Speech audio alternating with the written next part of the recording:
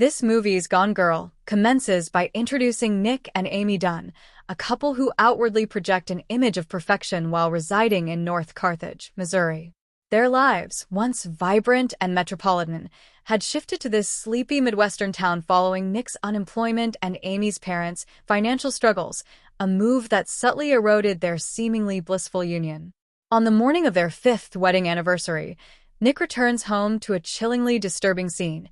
Amy is conspicuously missing, and there are unsettling signs of a struggle within their meticulously kept suburban house. The discovery of an overturned coffee table and scattered personal items triggers an urgent call to the police, swiftly escalating the frantic search into a national media sensation, drawing intense public scrutiny.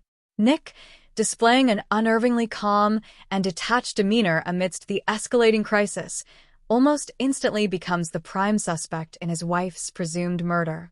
As the investigation intensifies, fueled by sensationalist news cycles, the media relentlessly casts Nick as a cold, unfeeling, and potentially violent husband, sharply contrasting him with the publicly adored, amazing Amy, the celebrated inspiration behind her parents' popular children's book series. The police meticulously uncover Amy's intricately crafted diary entries, which methodically paint a damning picture of an increasingly abusive and emotionally controlling Nick, a narrative that effectively leads public opinion to overwhelmingly condemn him and solidifies the perception of his guilt. Further incriminating evidence, strategically placed by Amy, including a fabricated secret pregnancy and a substantial life insurance policy in Amy's name, further compounds the suspicion against Nick. His twin sister, Margot, remains his sole unwavering supporter, though even she grapples with profound and unsettling doubts. The first truly shocking revelation shatters the initial perception of Amy as a tragic victim. She is neither deceased nor genuinely abducted. Instead, the truth unveils a meticulously planned deception where she has orchestrated her disappearance and framed Nick with chilling precision, a complex act of revenge for his serial infidelities and the relentless erosion of their crumbling marriage. Her diary entries, previously presented as authentic chronicles of their marital decay, were entirely fabricated, designed specifically to construct a meticulously deceptive narrative that would lead directly to his ruin. Amy, revealed as a master manipulator with extraordinary intellect, executes an elaborate plan that encompasses faking a pregnancy with painstaking detail, systematically draining their shared bank accounts to fund her escape, and leaving a precise, misleading trail of seemingly damning clues designed to ensure Nick's conviction and placement on death row.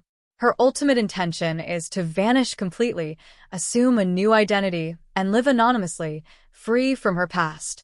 However, Amy's intricate scheme encounters a significant setback when she is unexpectedly robbed of her carefully accumulated escape money by a seemingly amiable but opportunistic couple she encounters at a secluded campsite. Desperate and utterly destitute, she is forced to seek refuge with her wealthy, intensely infatuated, and somewhat obsessive ex-boyfriend, Desi Collings. Desi, still deeply obsessed with Amy, willingly takes her in at his secluded and luxurious lake house, harboring the explicit intention of keeping her there permanently. While initially enjoying the opulent surroundings, Amy soon finds Desi's unwavering, suffocating devotion and his attempts at absolute control increasingly restrictive, transforming her refuge into another form of prison. Meanwhile, Nick, gradually comprehending the horrifying scope of Amy's calculated frame-up, begins to grasp the chilling depths of her twisted genius. He secures the services of Tanner Bolt, a high-profile defense attorney renowned for expertly handling challenging cases involving unlikable husbands. Recognizing the dire nature of his public perception, Nick strategically decides to embrace his perceived villainous public image and skillfully turn it to his advantage, a desperate gamble for survival. He grants a compelling and seemingly heartfelt televised interview, where he masterfully projects an image of profound remorse and passionately pleads for Amy's safe return, directly appealing to the empathy of the viewing public. This calculated and highly public performance subtly but effectively begins to shift public opinion in his favor, sowing seeds of doubt about his guilt.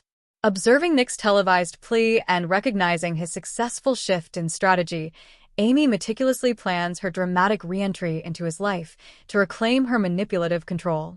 She brutally murders Desi, staging the scene with meticulous precision to appear as a horrific kidnapping and sexual assault from which she heroically escaped.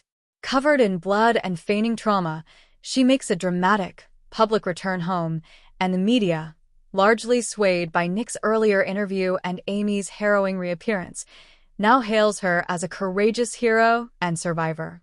Despite their mounting suspicions and a growing sense of unease, the police are unable to uncover sufficient definitive evidence to convincingly dispute her elaborately fabricated story, especially given her celebrity status and the overwhelming wave of public sympathy she commands. Nick finds himself ensnared in a horrifying and inescapable reality, fully aware of Amy's monstrous acts but utterly powerless to expose her without devastating consequences to his own life and reputation.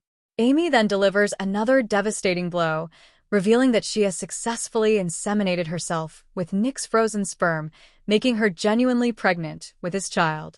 This chilling revelation forces Nick into an impossible and morally compromising dilemma: expose Amy and risk losing absolutely everything, including his unborn child, his freedom, and his reputation, or succumb to her manipulation and maintain the terrifyingly perfect public facade she has meticulously constructed, living a lie.